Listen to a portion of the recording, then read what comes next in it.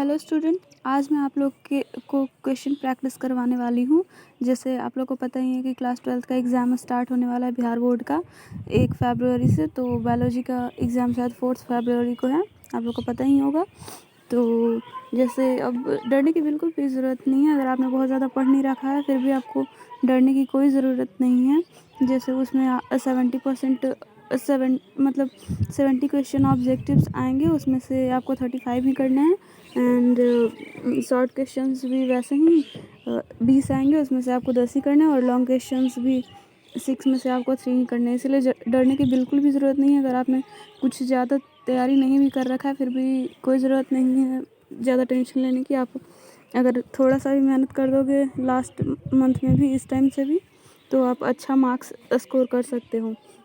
और उसके लिए ऑब्जेक्टिव तो बहुत ही मैटर करता है, क्योंकि 35 नंबर, और इसमें तो अगर आपने सही करा है तो 1 नंबर कटने वाला भी नहीं है। इसीलिए थोड़ा सा मतलब, और आप लोग को पता ही है कि मॉडल सेट से या फिर पिछले साल जो पूछा गया था प्रीवियस ईयर क्वेश्चन, उससे बहुत ज़्यादा रिपीटेड या फिर उसी सिमिलर क्वेश्चन आता है। बहुत ज़्यादा आप लोग को टेंशन लेने की ज़रूरत नहीं है। इसीलिए चलिए थोड़ा सा प्रैक्टिस कर लेते हैं। इधर 1 महीना बचा हुआ है, 20 दिन, उसमें कुछ क्वेश्चन प्रैक्टिस कर लीजिए। उससे आपकी तैयारी को काफ़ी ग्रोथ हो जाएगा। जो आता होगा तो उनका थोड़ा सा कॉन्फिडेंस बढ़ जाएगा, और जिसको नहीं आता होगा वो थोड़ा सा, मैं आप लोग को इस तरह से समझाऊंगी ताकि ये क्वेश्चन नहीं, इससे सिमिलर कोई भी क्वेश्चन आए तो आप लोग कर लोगे। तो चलिए स्टार्ट करते हैं।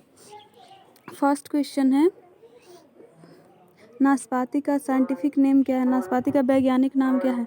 तो नाशपाती का वैज्ञानिक नाम होता है पाइरस मेलस। यहाँ पे देख ही रहे होंगे कि पाइसम सटाइवम, ये मटर का वैज्ञानिक नाम होता है।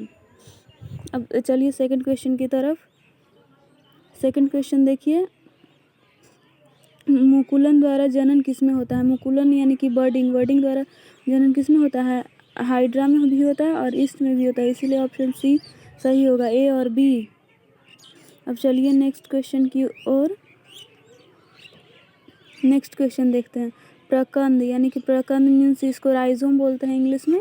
प्रकंद द्वारा कायिक प्रवर्धन, जिसको वेजिटेटिव प्रोपेगेशन बोलते हैं, वो किस में होता है? तो राइजोम द्वारा अदरक और हल्दी दोनों में होता है, यानी बी और सी में वेजिटेटिव प्रोपेगेशन जो होता है वो राइजोम द्वारा होता है।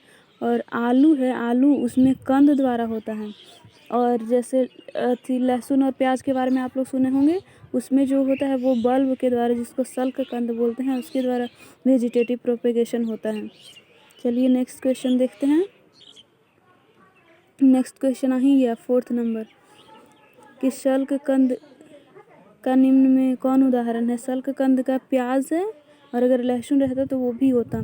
तो यहाँ पे प्याज ऑप्शन में दिया हुआ है। चलिए आगे देखते हैं। आवृत बीजी में किस प्रकार का भ्रूणपोष, भ्रूणपोष किसको बोलते हैं? इंडोस्पर्म। इंडोस्पर्म क्या होता है? क्या होता है कि जैसे हमारा जो मतलब पोलन ग्रेन जिसको परागकण बोलते हैं, वो जब परागन होता है तो उसके बाद जब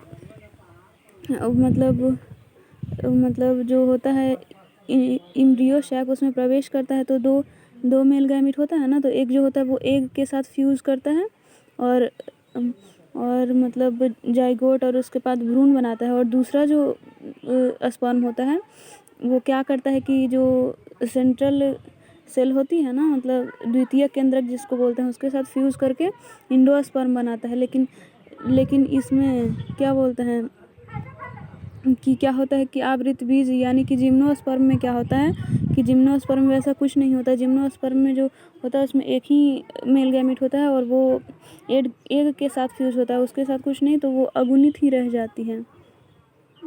उसका जो भ्रूण कोश होता है जो हैप्लॉइड होता है। एंड 6th क्वेश्चन देखते हैं। पराग पिंड यानी कि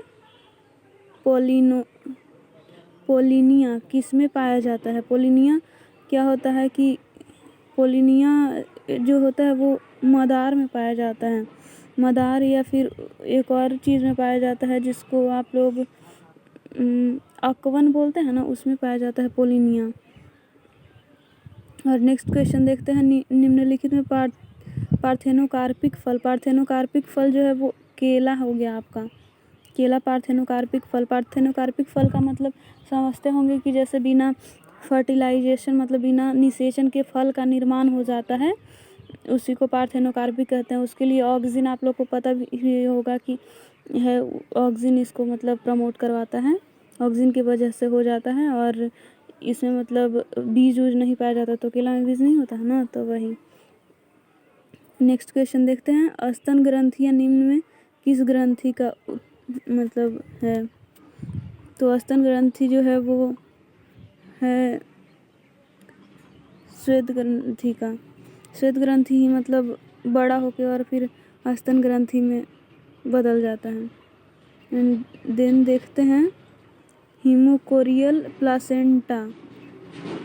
हीमोकोरियल प्लासेंटा यानी कि जिसमें मतलब हीमो मतलब क्या होता है, ब्लड होता है, और कोरियल मतलब कोरियन जो एक लेयर होती है ना, मतलब भ्रूण के चारों तरफ, उसी को बोलते हैं हीमोकोरियल प्लासेंटा। किसमें होता है? तो वो मनुष्य में होता है। चलिए नेक्स्ट क्वेश्चन की तरफ बढ़ते हैं। भ्रूण में आनुवांशिक विकार के अध्ययन निम्नलिखित में कौन सा परीक्षण इस्तेमाल किया जाता है? तो उसके लिए एमनियोसेंटेसिस। एमनियोसेंटेसिस का मतलब समझते होंगे, जैसे मतलब भ्रूण होता है ना, मतलब यूट्रस में, तो उसके बाहर के लेयर को क्या बोलते हैं? एमनियोन। और उसके अंदर जो मतलब फ्लूइड होता है उसको एमनियोटिक फ्लूइड बोलते हैं। तो वही इंजेक्शन के द्वारा मतलब उसका जो तरल होता है उसको निकाल करके और टेस्ट किया जाता है। उसके द्वारा जो भी उसका बच्चा का मतलब मेल है, फीमेल है, लिंग या फिर कुछ भी कोई रोग तो नहीं है, जेनेटिक डिसऑर्डर, ये सब टेस्ट किया जाता है, उसको एमनियोसेंटेसिस बोलते हैं। चलिए नेक्स्ट क्वेश्चन की तरफ बढ़ते हैं। अमरवेल क्या है?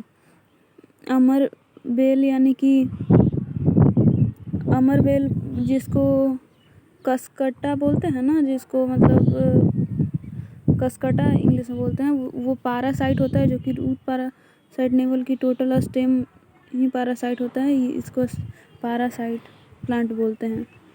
चलिए नेक्स्ट क्वेश्चन की तरफ बढ़ते हैं। हाइड्रोफाइट पौधे का निम्नांकित में कौन उदाहरण है? हाइड्रोफाइट पौधा तो आपको पता ही होगा, कमल भी पानी में, हाइड्रिला तो पता ही होगा, काफ़ी सारा एक्सपेरिमेंट भी पढ़ना है हाइड्रिला पे, वो भी पानी का। एंट्राफा सारा, तो इसमें इनमें सभी हो जाएगा आंसर, क्योंकि सभी जलीय पौधा ही है। अब नेक्स्ट क्वेश्चन की तरफ बढ़ते हैं। अगला क्वेश्चन, उत्परिवर्तन निम्न में से किसके द्वारा प्रेरित किया जाता है? ऑप्शन है गामा किरण, इंफ्रारेड किरण, IAA और इथिलीन। तो आप लोग सुने ही होंगे, म्यूटेशन जो है वो गामा रे या फिर एक्सरे, ये सब से भी हो जाता है, बाकी ये सब नहीं है। चलिए नेक्स्ट क्वेश्चन, मानव रुधिर ABO में कितने जीन जिम्मेवार हैं? ABO आपको पता ही होगा कि मतलब 3 होता है उसके लिए, IA, IB और I0। चलिए नेक्स्ट क्वेश्चन की तरफ बढ़ते हैं। DNA में न्यूक्लियोटाइड के बीच की दूरी होती है, न्यूक्लियोटाइड के बीच की दूरी कितना होता है? 3.4 एंगस्ट्रम, यानी 3.4 एंगस्ट्रम, यानी कि मतलब जैसे इतना ही। आप लोग इसको नैनो ये सब में बदल के देख ही सकते हो। ऐसे निम्नलिखित में टर्मिनेटर कोडॉन या फिर समापन कोडॉन किसको बोलते हैं? समापन यानी कि उसके लिए आप लोग ट्रिक के रूप में ऐसे भी याद कर सकते हैं, जैसे UAA या फिर UAA,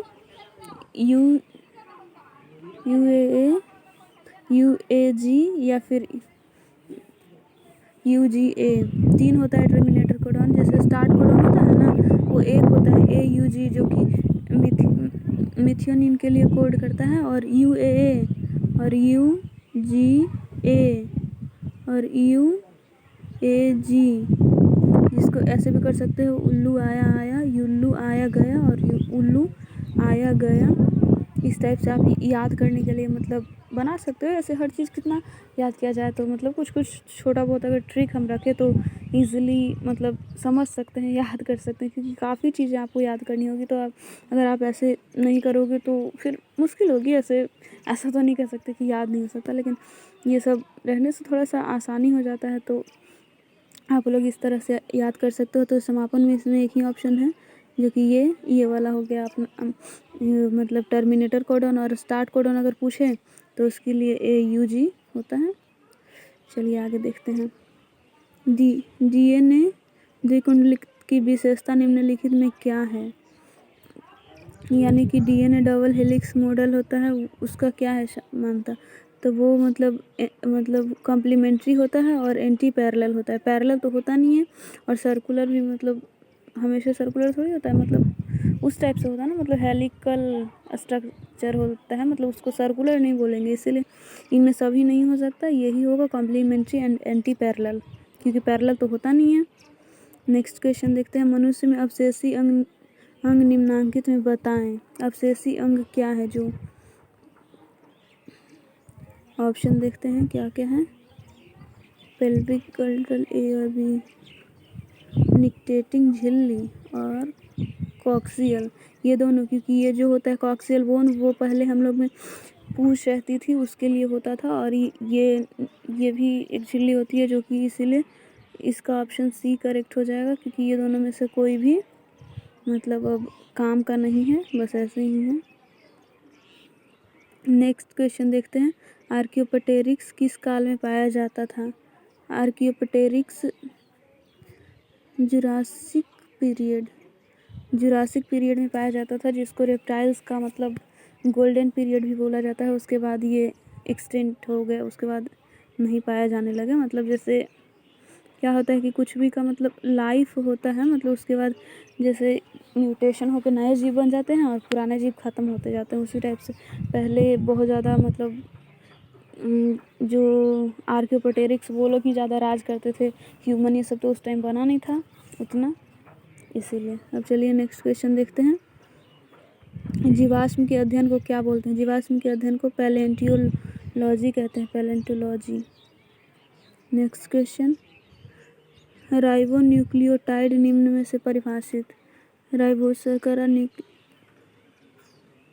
हाँ, ये होगा न्यूक्लियोसाइड प्लस फॉस्फेट ग्रुप, क्योंकि उसके लिए क्या चाहिए कि राइबोस शर्करा भी चाहिए, और फिर नाइट्रोजिनस बेस भी चाहिए, और फॉस्फेट भी चाहिए। न्यूक्लियोसाइड में राइबोस शर्करा और नाइट्रोजिनस बेस होता है, तो ये दोनों मिलाकर तो राइबोस न्यूक्लियोसाइड होगा, लेकिन अब फॉस्फेट ग्रुप भी तो चाहिए, और बाकी कोई में तो ऐसा है नहीं। इसमें है तो ये दोनों है तो नाइट्रोजन बेस्ड गायब है, ये है फिर इसमें तो कुछ भी है ही नहीं, इसीलिए इसका ऑप्शन D करेक्ट होगा। चलिए नेक्स्ट देखते हैं।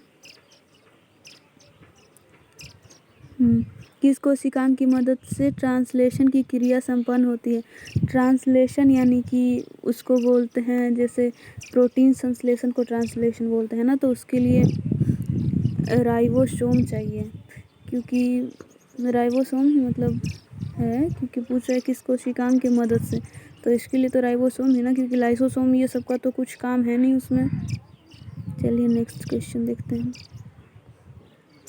ह्यूमोरल इम्यूनिटी किससे रिलेटेड है? तो ह्यूमोरल तो बी लिम्फोसाइट से होता है ना, क्योंकि ये एंटीबॉडी बनाता है, और उसी से जो होता है ह्यूमोरल एंटीबॉडी, क्योंकि टी लिम्फोसाइट से तो सेल मेडिएटेड इम्यूनिटी पाया जाता है ना। एंड देन टाइफॉइड बीमारी निम्नलिखित में जनक है। टाइफॉइड का होता है साल्मोनेला टाइफी, आप लोग को पता ही होगा। चलिए नेक्स्ट क्वेश्चन देखते हैं। केचुआ, फफूंद, गोबर बीटल और मृदा माइटस आदि में क्या समानता है? सभी कार्निवोरस ये सब डेट्राइटिवोरस होते हैं, जिसका मतलब जैसे जो डेटी के ऑर्गेनिक मैटर, या मतलब जैसे कि कुछ भी जीव जैसे मर जाते हैं, जैसे कुछ भी इंसान मर गया या फिर कोई जानवर मर गया, वो सड़ रहा है, तो उसको मतलब ये सब जो होते हैं ना, वो मतलब सड़ा गला करके अपना मतलब न्यूट्रिएंट लेते हैं। ये सब कुछ मतलब उसका मांस को पहले गला करके खाते हैं, जैसे उसी को मतलब डेट्राइटिवोरस कहते हैं। चलिए नेक्स्ट क्वेश्चन की तरफ। गिर वन किसके लिए प्रसिद्ध है? गिर वन जो है वो हम श्योर नहीं है, लेकिन शायद गिर वन हिरन के लिए। ऐसे ये एक बार चेक कर लीजिएगा, ऐसे ये सब क्वेश्चन पूछे नहीं जाते हैं, कभी कभी आ जाता है, बट कोई नहीं, वैसे काफ़ी तो आप कर ही लोगे, ऐसे एक बार इसको चेक कर लीजिएगा, क्रॉस चेक। चलिए नेक्स्ट क्वेश्चन देखते हैं। एक पारी तंत्र में आहार श्रृंखला में कितने प्रकार की होती हैं? ग्रेजिंग और डेट्राइटस एंड दोनों। तो ये दोनों प्रकार का ही होता है, क्योंकि ग्रेजिंग का मतलब होता है कि जो पेड़ पौधे से शुरू हो, जो सनलाइट को मतलब आउटर टॉप से जो कि सनलाइट को लेकर के अपना मतलब भोजन खुद बनाता है, और उसके बाद उसको जैसे बकरी गाय या फिर मतलब जैसे हम लोग ही अनाज ये सब खाते हैं ना, तो वो हो गया ग्रेजिंग फूड चेन। और डेट्राइटस फूड चेन जो आप ऊपर देखे थे, जो केचुआ ये सबसे स्टार्ट होता है, जो मतलब सड़े हुए चीज़ को सड़ा कर न्यूट्रिएंट लेता है, यानी कि डेट्राइटस से स्टार्ट होकर जो चलता है उसको डेट्राइटस आहार चेन बोलते हैं, और ये दोनों ही पाया जाता है। चलिए, निम्नलिखित में कौन सा जंतु विलुप्त हो चुका है? ये तो इसमें डोडो जो कि मॉरिशस से विलुप्त हो चुका है, और बाकी तो हिरन तो पाया ही जाता है, बाघ भी पाया जाता है, सफ़ेद मोर भी अभी मिलता है, कम मिलता है लेकिन मिलता है। और देखिए ये मरुद्भिद पौधा यानी कि ज़ीरोफाइटिक प्लांट जो कि मरुस्थल में पाए जाते हैं, वो कौन है? तो नागफनी, और क्या है ऑप्शन देखने दो पूरा अच्छे से,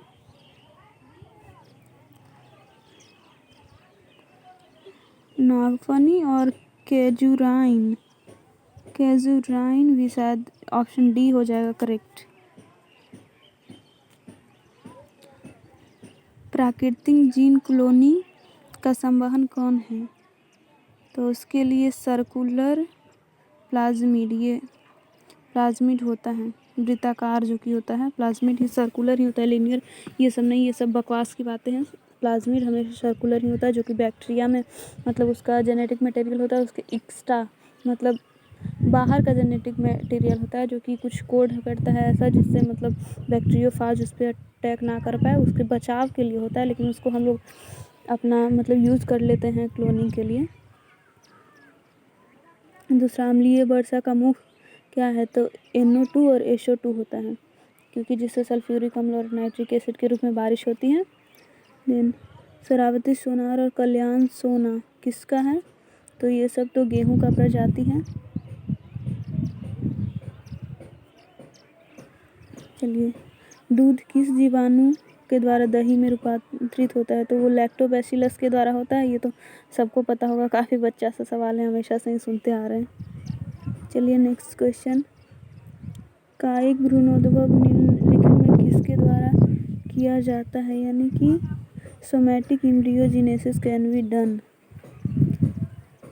cell culture, tissue culture, protoplasm culture. तो उसके लिए बी और सी, क्योंकि सेल कल्चर से नहीं होता है ये, या तो टिश्यू कल्चर या फिर प्रोटोप्लाज्म कल्चर से होता है, तो बोथ बी एंड सी हो जाएगा। नेक्स्ट क्वेश्चन की तरफ देखते हैं। RNAi तरीके से किससे नियंत्रित किया जाता है? तो इसके लिए निमेटोड, जो कि टोबैको प्लांट होता है ना तंबाकू का, उसके पेड़ में क्या होता है कि निमेटोड लग जाता है, जो उसको मतलब ख़राब कर देता है फसल को। तो मतलब उसी के नियंत्रण के लिए मतलब निमेटोड के नियंत्रण के लिए RNAi मतलब होता है कि RNA इंटरफेरेंस, जिसके द्वारा क्या किया जाता है कि नॉनसेंस कोडोन मतलब क्या करते हैं कि दोनों मतलब उसके कॉम्प्लीमेंट्री नॉनसेंस कोडोन डाल देते हैं, जिसके द्वारा क्या होता है कि डबल स्ट्रैंडेड RNA बन जाती है, जिससे कि निमेटोड जो होता है वो अपना मतलब बेकार मटेरियल प्रोड्यूस नहीं कर पाता है, जिससे अपना प्लांट ख़राब नहीं हो पाता है, वही RNA इंटरफेरेंस। तो चलिए, अब तो ये शॉर्ट क्वेश्चन आ गया, तो ऑब्जेक्टिव क्वेश्चन आज के लिए बस इतना ही। अच्छा लगा हो तो वीडियो को लाइक कीजिए, और मैं ऐसे ही आप लोग के एग्ज़ाम की प्रिपरेशन के लिए और वीडियो बनाकर लाती रहूँगी ऑब्जेक्टिव क्वेश्चन का, तो आप देखते रहिए, और इससे आपके एग्ज़ाम की प्रिपरेशन अच्छे से हो जाएगी और आप लोग अच्छा स्कोर कर पाओगे अपने एग्ज़ाम में। चलिए, अब फिर अगले वीडियो के साथ मिलते हैं। Bye guys.